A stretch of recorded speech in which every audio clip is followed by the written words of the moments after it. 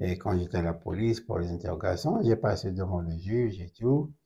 Et maintenant, il y a une loi. Ils disent, voilà, tu as blasphémé le nom de Mohamed. Donc, moi et deux frères étaient condamnés à 3 ans de prison. Le 26 mars, j'ai notre procès, c'est ça. Ce sera le jour de notre anniversaire de mariage. On s'est marié le 26 mars 88 et le 26 mars 2024, je serai devant le juge.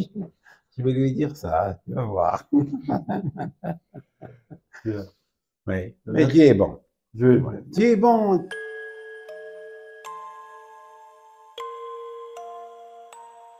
nous sommes avec Youssef Ourman.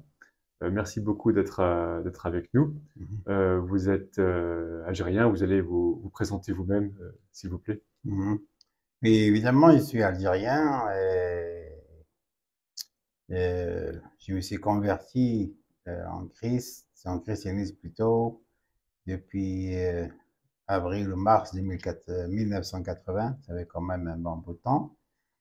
Et je suis né et grandi dans une famille musulmane très conservative, mais moi, c'est la première fois que j'ai entendu l'évangile après avoir rencontré des chrétiens, des jeunes chrétiens, c'était en Suède. J'étais là-bas en vacances chez mon frère. Et ce qui m'a bouleversé vraiment parce que c'était des jeunes, mais ils vivaient une vie correcte. C'est qu'ils ne fumaient pas, ils ne buvaient pas, ils ne sortaient pas de la nuit. Et ça me fait vraiment penser beaucoup. Je me suis évidemment demandé, mais pourquoi ils sont comme ça? Pourquoi vous êtes différents des autres Européens? Alors, elle m'a expliqué qu'ils sont des chrétiens. C'est ça qui m'a fait vraiment curieux. J'ai maintenu le contact avec eux, j'ai visité plusieurs fois.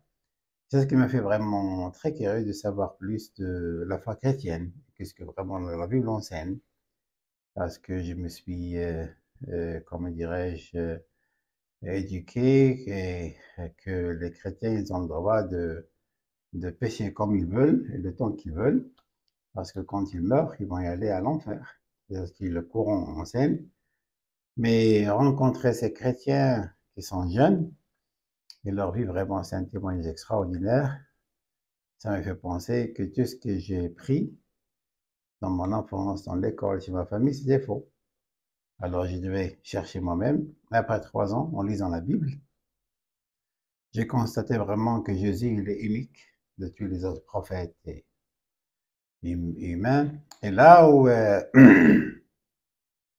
j'avais beaucoup de questions dans ma tête sur beaucoup des points évidemment doctrinaux, parce que j'ai grandi de croire que Jésus n'est pas le Fils de Dieu, il n'était pas crucifié sur la croix, et c'était juste un prophète qui venait vraiment pour préparer le chemin à Mohammed, c'est ça.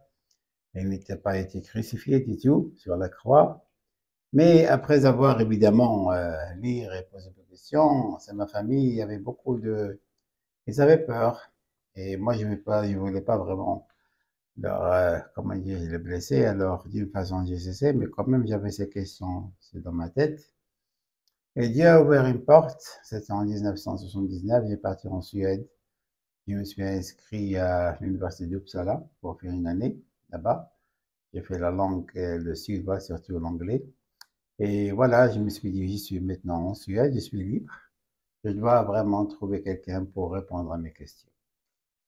Et Dieu vraiment m'a dirigé. J'ai rencontré des chrétiens, des familles chrétiennes, vraiment qui sont très engagées dans l'œuvre de Dieu.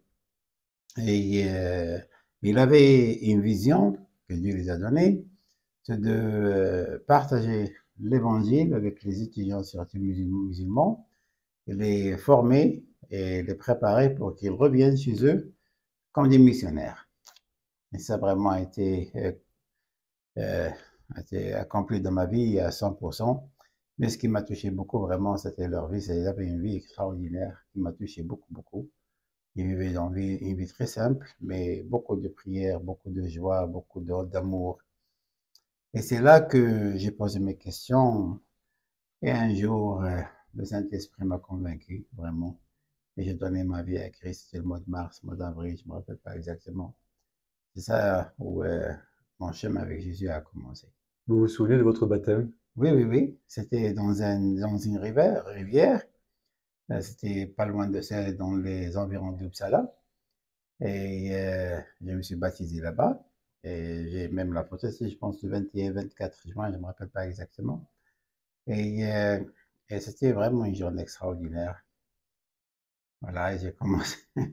Mais ce qui est bien, parce que ses frères et sœurs, c'était des familles, et ils m'ont enseigné beaucoup à partager ma foi. J'ai sorti avec eux, j'ai partagé ma foi, et quand j'avais des besoins, ils me prennent dans une chambre, on se met à genoux, on prie pour les besoins.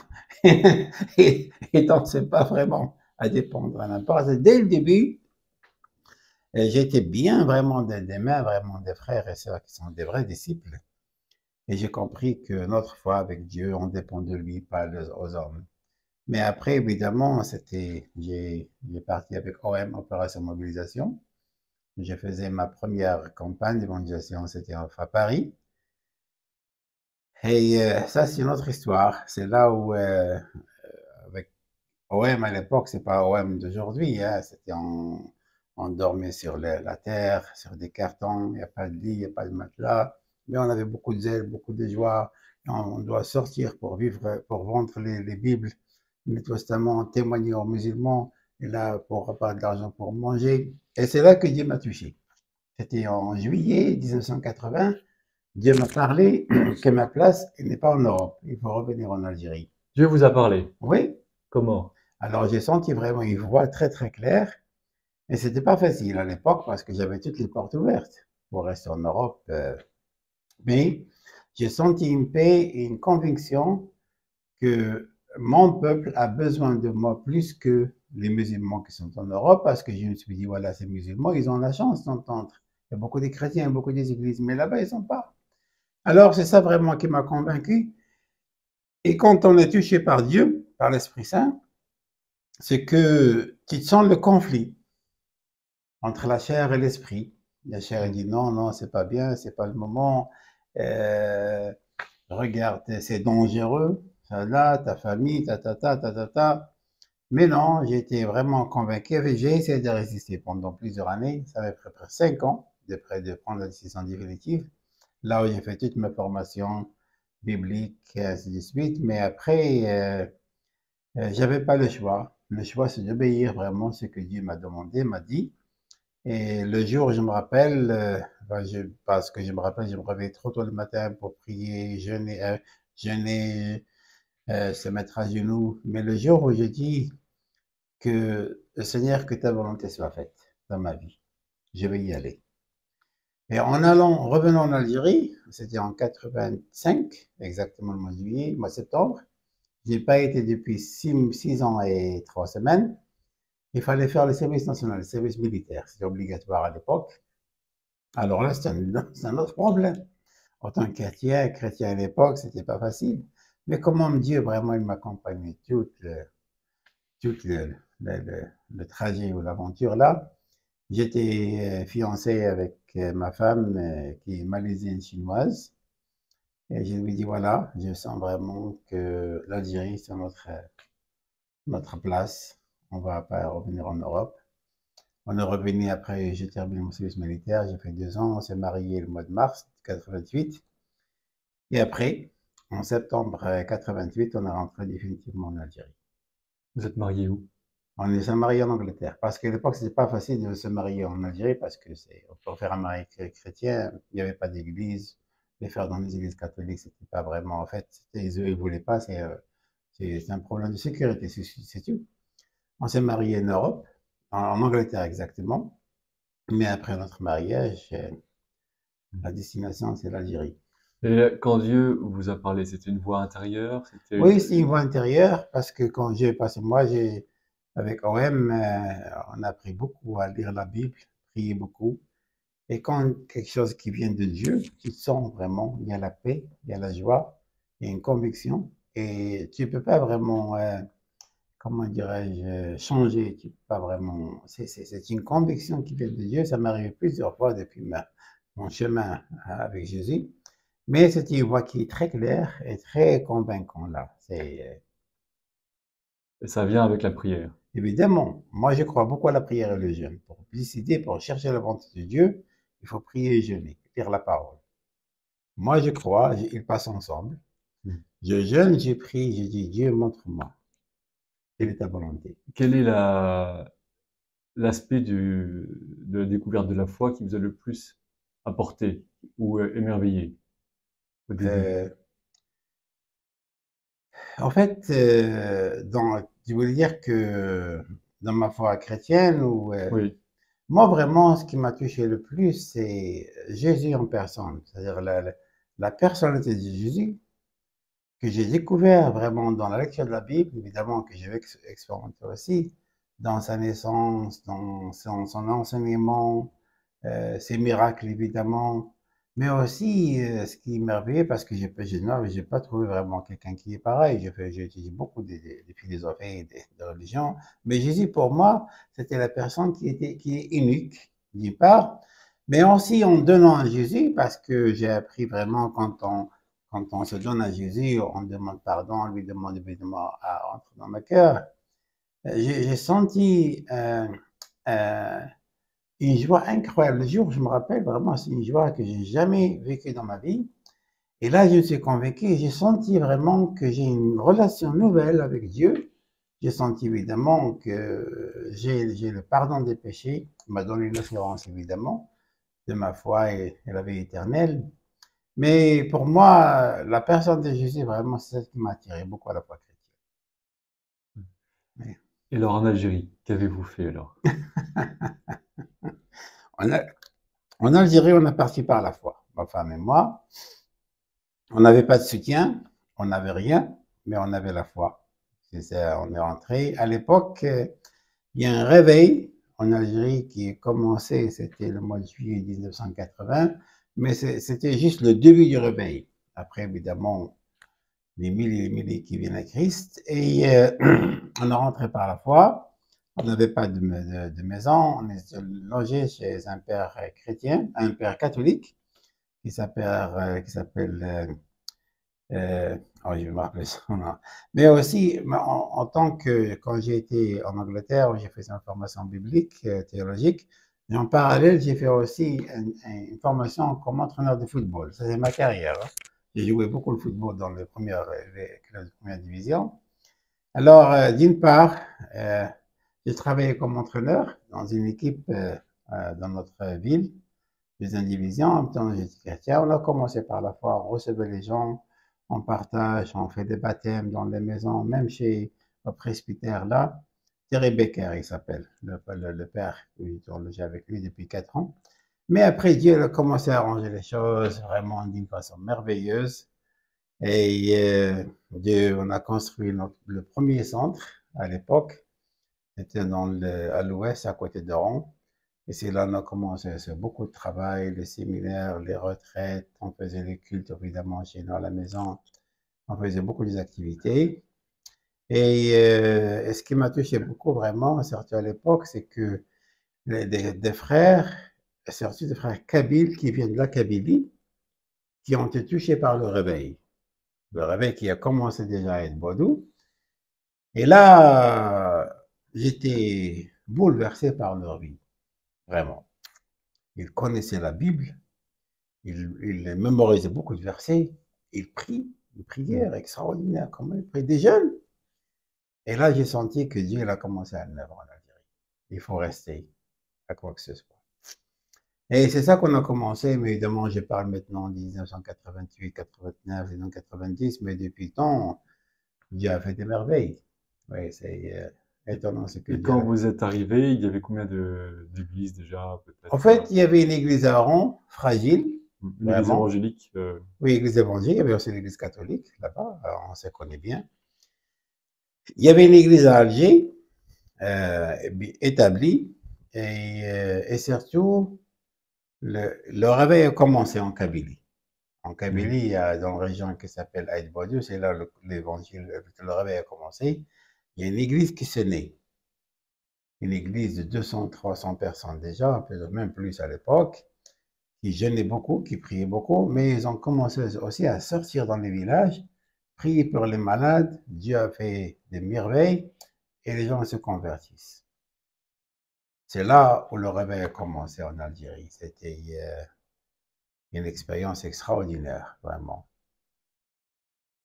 Et vous avez participé donc à ce réveil, à la formation des... Oui, en fait, notre ministère, parce que quand Dieu nous a appelés, vraiment, quand on a commencé le travail en Algérie, j'ai vu qu'il y a un manque de formation. Il y a beaucoup de chrétiens qui se convertissent, beaucoup de responsables des églises, mais ils n'ont aucune formation.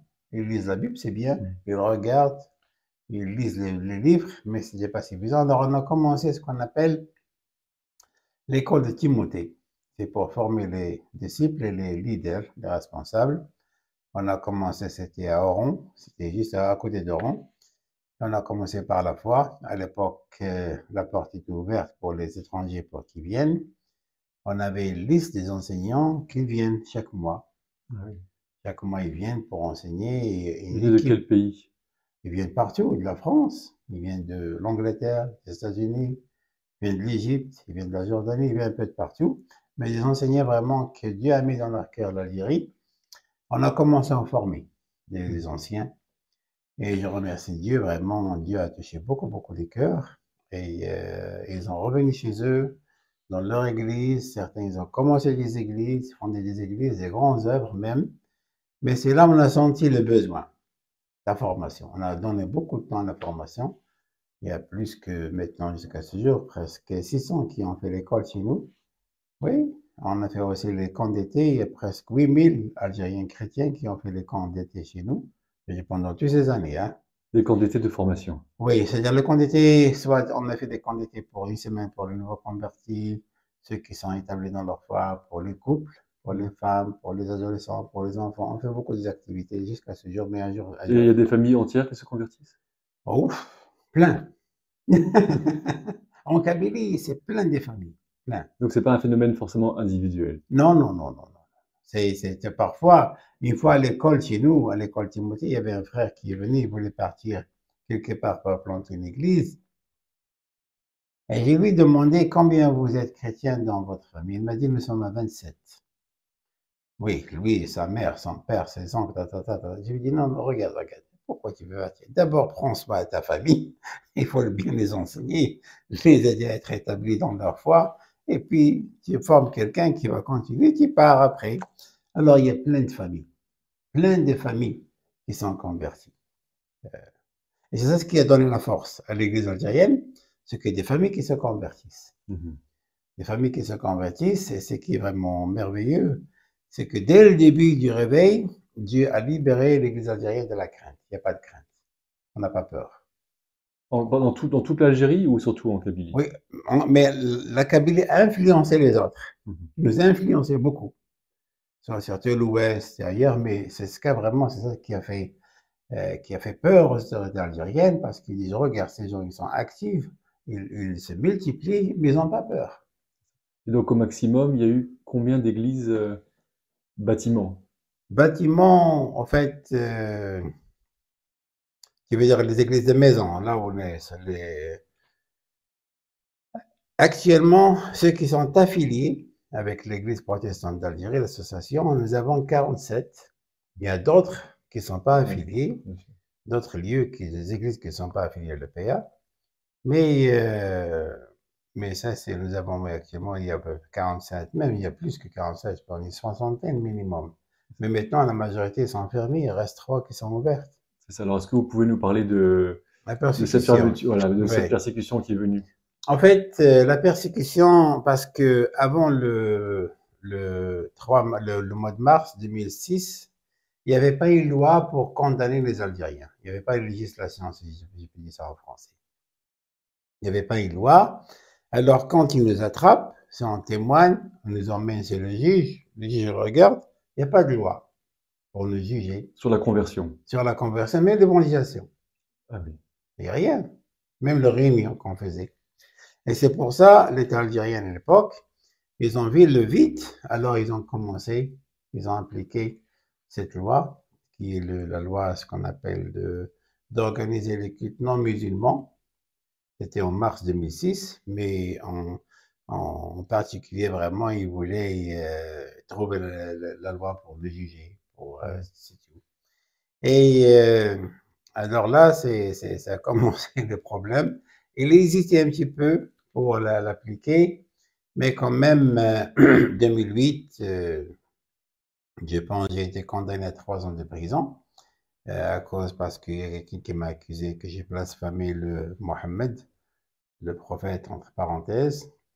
Et quand j'étais à la police pour les interrogations, j'ai passé devant le juge et tout. Et maintenant, il y a une loi. Ils disent voilà, tu as blasphémé le nom de Mohammed. Donc, moi et deux frères étaient condamnés à 3 ans de prison. Je ne me rappelle pas combien c'était l'amende, mais quand même à l'époque, l'État algérien, il n'était pas forte. Il avait sorti de la guerre civile, il y avait beaucoup de pression de l'extérieur. Ils ont changé. Dans notre appel, quand on a fait cassation, nous étions acquittés. Voilà. Mais ça, c'est-à-dire, après, on avait beaucoup de cas parce que tu n'avais pas le droit de travailler, de voyager avec des Bibles, stocker des Bibles dans ta maison, tu n'avais pas le droit de témoigner, tout ça. On avait beaucoup, beaucoup de cas, vraiment, chez nous en Et donc Algérie. les atteintes ont porté sur la liberté de réunion. La réunion, il les tolérait un peu parce qu'à l'époque, notre agrément était toujours valable. L'agrément, ce qu'on appelle l'association chrétienne d'Algérie, l'association protestante d'Algérie, est toujours valable, mais quand même, ils avaient une loi, ce qu'ils voulaient vraiment faire, ils voulaient nous faire peur. Pour qu'on n'évangélise pas, qu'on ne partage pas notre foi et tout, et aussi faire peur à ceux qui s'intéressent à l'évangile. Mais ils n'ont pas réussi du tout, vraiment, parce que quand même, les chrétiens continuent à partager leur foi, continuent à grandir, évidemment, l'Église, mais ils ont toléré, mais après, l'agrément qu'on a, il est toujours valable, il était établi en 1974 pour les chrétiens, pour les églises étrangères, pas pour les Algériens, les églises protestantes d'Algérie qui sont en Algérie. Les églises luthériennes, les baptistes, les anglicans, mais l'État algérien ne savait pas qu'un jour cette l'association va devenir algérienne à 100%. C'est ça. Et évidemment, on a commencé à s'intégrer à l'EPA et d'un seul coup, je pense en 2011, si je me rappelle bien, il est devenu algérien 100%. L'Assemblée générale algérienne, des pasteurs algériens, les membres du conseil de l'EPA, c'est algérien, président algérien, vice-président algérien, tout est algérien. Alors l'État algérien était un peu étonné, qu'est-ce qu'il devait faire maintenant? Ça, c'est des Algériens qui sont convertis à l'islam. Ils ont maintenant un statut officiel. Alors, ils avaient beaucoup de mal à gérer, évidemment. Et puis, l'Église continuait à grandir. Et ils ont essayé de trouver des moyens vraiment pour nous les étouffer. Et après, parce qu'on devait renouveler l'agrément chaque 2 ans, maintenant chaque 4 ans. Alors, en 2011, ils ont refusé de nous renouveler l'agrément. Ils font beaucoup de problèmes. Mais il y avait une intervention, je me rappelle, en 2013, 2011, je pense, de Angela Merkel, de l'Allemagne. Il était en Algérie, il les a parlé directement. Pourquoi vous pensez qu'il était les chrétiens en Algérie? Et là, le lendemain, il nous a renouvelé le... Pourquoi l'intervention d'un gouvernement étranger peut Exactement. être Mais à l'époque, efficace. c'était fragile, l'Algérie était fragile. C'est Il nous a renouvelé l'agrément le lendemain. Hein. Ça a été incroyable. Après, il nous a dit non, non, non. Puis ils ont changé d'avis parce qu'il y avait une intervention forte. Mais après, quand même, ils sont malins. Ils ont créé notre loi en 2014, une nouvelle loi pour les associations, chrétiens, non chrétiens, soi-disant. Et de là-bas, de cette année, il nous a fait beaucoup de problèmes jusqu'à ce jour hein, pour la renouveler. Et maintenant, depuis 2018, ils ont commencé cette campagne de fermer les églises sous le prétexte que notre agrément n'est pas renouvelé. Donc, vous êtes illégal. Et c'est ça le prétexte, le prétexte qu'ils ont utilisé.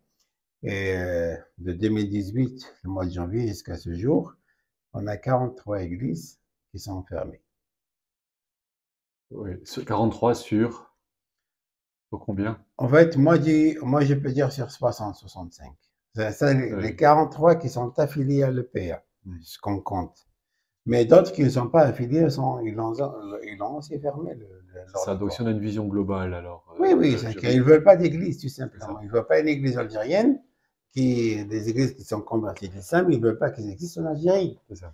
Alors, eux, ils pensent quand on va leur fermer les églises, on va leur faire peur avec les jugements, avec beaucoup de choses, c'est ils vont devenir, il y a une crainte, ils vont Il y a disparaître. eu beaucoup de procès? Oui, comme beaucoup, j'en ai 53 jusqu'à ce jour. Condamnation de prison, hein. Prison ferme. Prison ferme, la prison ferme ou suspendue, comment dirais-je en Oui, c'est français. ça. On a 53 jusqu'à ce jour, entre 2 mois jusqu'à 5 ans. Et ce sont des fidèles, ce sont des pasteurs. La plupart, il n'y a pas des pasteurs ou des fidèles qui sont actifs dans des ministères des médias, ou ils trouvent des prétextes aussi. Parce que, mais jusqu'à ce jour, on a 53 procès. Donc, c'est l'intimidation et la condamnation. Exactement. C'est les deux. Voilà, c'est ça notre foi en Algérie. Et on persévère. On a fait toutes les démarches. On a mobilisé beaucoup vraiment déjà plaidoyer pour notre cas, notre cause en Algérie. Et on a fait 2 réunions avec le ministère de l'Intérieur. On a fourni tous les dossiers qu'ils ont demandés. C'était le mois de mai dernier. Maintenant, la balle, il est chez eux. On attend. Comment ils vont répondre. Il y aura des élections bientôt en Algérie. Oui. Mais ce n'est pas le président qui décide en Algérie, c'est un autre gouvernement derrière les rideaux.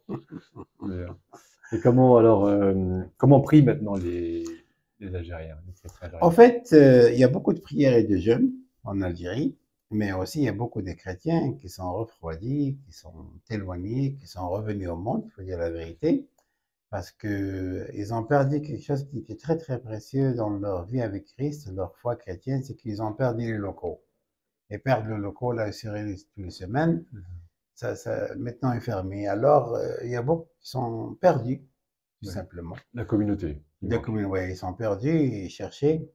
Alors, mais il y a beaucoup, non, en tant que PA, Église protestante d'Algérie, le conseil, on a mobilisé beaucoup de jeunes de prière jusqu'à ce jour, on n'a pas arrêté, à tour de rôle, chaque région, chaque église. Mais quand même, Dieu travaille, hein. Il y a beaucoup de gens qui se convertissent jusqu'à ce jour, surtout à travers les médias, le Facebook, YouTube, la télévision. Il y a beaucoup qui se convertissent, toujours. C'est Continue. continue, oui, oui, oui. Par Internet. Oui, par Internet, il y a une soif. Parce que ce que tu enseignes dans les mosquées, je ne sais pas moi, et la réalité, c'est autre chose. Alors, quelle est cette soif alors? Moi, je crois vraiment que les Algériens ils cherchent une vraie relation avec Dieu, qui est basée sur la vérité et l'honnêteté, évidemment, qui leur donne une assurance de le pardon de leur foi, de leur péché, avoir une assurance, évidemment, de la vie éternelle. Mais aussi, nous avons diffusé des centaines et des centaines de témoignages des Algériens dans la télévision, dans le Facebook, dans partout, des Algériens qui sont convertis et partagent leurs témoignages sans crainte. On a diffusé aussi beaucoup de cultes, des centaines de cultes, des cultes, Oui. et les Algériens, ils voient. Mais aussi, les Algériens, ils voient dans leur communauté, il y a des chrétiens qui se convertissent, des gens qui disent qu'ils deviennent chrétiens, cette famille devient chrétienne, ils voient la différence. Et quels sont les obstacles à la conversion, à la connaissance? En fait, le manque de connaissances, ça c'est très important. Parce que les gens comme une personne comme moi-même, je ne savais pas ce qui est Jésus. Qu'est-ce qu'il est Jésus vraiment, selon la Bible, pas selon le courant. Il y a un manque de connaissances, surtout, ça c'est très important. Mais je pense là des obstacles. Moi, je pense vraiment que les gens ne savent pas. Ça, c'est la raison primordiale. Et ils vont de la crainte. Les gens, ils ont peur, parfois de leur famille, de leur entourage. Maintenant, ils ont peur de l'État. Parce que l'État, il punit les chrétiens. Il les met en prison. Ça aussi, c'est une raison. Oui, mais ça, c'est le manque. Voilà. Et comment voyez-vous l'avenir alors? En fait, j'ai beaucoup d'espoir. Et sans aucun doute, les choses ils vont changer en Algérie d'une façon radicale. Il va y avoir une liberté, puis une liberté totale, on ne sait pas quand est-ce. Mais ce qui est merveilleux, c'est que l'Église en Algérie, il va jamais se disparaître, jamais. Parce que maintenant la foi chrétienne, il fait partie de la culture des Kabyles. Et parce qu'il y a la Bible en kabyle, les Kabyles ils aiment bien leur langue maternelle. Il y a beaucoup de cantiques, des centaines de cantiques en kabyle. Ils prient en kabyle. Alors, des enseignements en kabyle, alors ces kabyles, surtout la Kabylie, les kabyles, ils ont réalisé que ce Dieu, il comprend leur langue. Oui. C'est pas le cas de l'islam. C'est pas le cas de l'islam. L'islam, il a mémorisé l'arabe, les versets en arabe pour prier en arabe, et la plupart des kabyles, ils détestent l'arabe. Ils ne veulent pas l'arabe. Ils veulent rien. Ils veulent autre chose. Et ça, c'est ce qui a fait une grande différence. C'est pour ça, personnellement, ça me donne beaucoup, beaucoup de joie, beaucoup de paix, qu'un jour, un grand réveil vraiment va être, encore une fois, revenir en Kabylie, parce que les Kabyles, maintenant, ils savent, il y a tout ce qu'ils veulent, qu'est-ce qu'ils veulent, ce qu'ils ont besoin vraiment pour entendre, pour comprendre et aussi pour suivre la foi chrétienne. Donc, revenant à ta question, j'ai un grand espoir. Et est-ce que vous voyez que la Kabylie est différente depuis le réveil et avant le réveil? En fait, évidemment, il y a beaucoup de communautés qui ont des témoignages extraordinaires. Et la culture? La culture, il y a certaines cultures qui ont transformé. Évidemment, il y a toujours la culture kabyle. Les Kabyles, ils ne sont pas musulmans, ils ne sont pas trop fanatiques. Ils trouvent, mais ce n'est pas la majorité. D'ailleurs, ils boivent beaucoup de vin, partout le vin. Ils mangent le cochon, les sangliers, et ça, c'est pas permis dans l'islam. C'est pour ça qu'il y a des musulmans qui disent ailleurs, les cas de préférence, les Kabyles qui deviennent chrétiens, parce qu'ils boivent du vin, ils mangent le cochon, donc qu'est-ce qu'il reste? Ils deviennent chrétiens, c'est mieux. Mais je donne beaucoup d'exemples. Personnellement, j'ai été à la police presque 26 fois, depuis 97, presque 26 fois les interrogations. Mais tout le monde le respecte. Ils m'ont dit dernièrement, ça fait 30 ans, ils me disent, regarde, on est désolé, c'est plus fort que nous. C'est des autres instructions qui viennent dans nos supérieurs. Mais ils m'ont dit, tout le monde dans la communauté, ils parlent que de bien de vous. Aucun n'a parlé du mal. Mais comme on dit en arabe, l'arabe, c'est plus fort que nous. Pardon. Et moi, je comprends. Ce n'est pas uniquement notre cas, mais beaucoup de cas. Il y a une fois à la police, à côté d'Oran, il y a un officier qui j'ai témoigné beaucoup de policiers. Il m'a dit, regarde, votre foi, il est vrai. Pas question. Et des gens, ils savent, surtout les policiers et les gendarmes, parce qu'on vit avec eux, et ils font leur, comment dirais-je, leur travail, ils sachent que ces gens, vraiment, c'est du sel et de la lumière pour la communauté. Et ça, je parle d'un témoignage personnel, mais j'en suis certain que la foi chrétienne et les chrétiens, avec leur bon témoignage, ils ont déjà touché beaucoup, beaucoup de gens. Magnifique, merci. De rien. Est-ce que vous pouvez nous dire quelque chose sur vous le mois prochain? Vous avez des échéances personnelles? Il y a beaucoup.